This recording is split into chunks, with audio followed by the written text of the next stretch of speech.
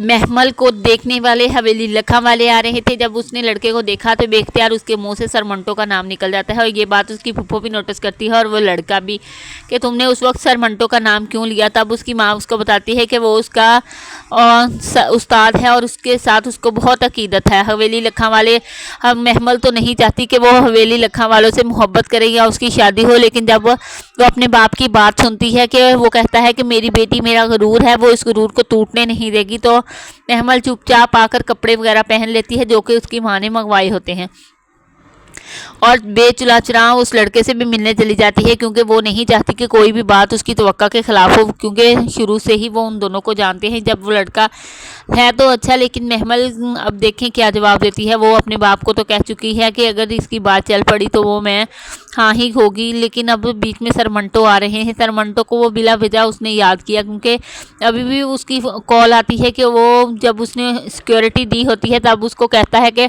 आपने मुझे सिक्योरिटी दी थी, उसके लिए आपका बहुत शुक्रगुजार हूँ।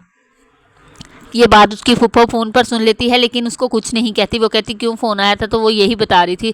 दूसरे दिन वो सरमंटो को जो भी उसने सिक्योरिटी दी होती है तो सरमंटो उसको वापस लेने का कह देते हैं और सिक्योरिटी देने पर शुक्रिया अदा करते हैं क्योंकि वो उसके कदम से ही डर गए थे।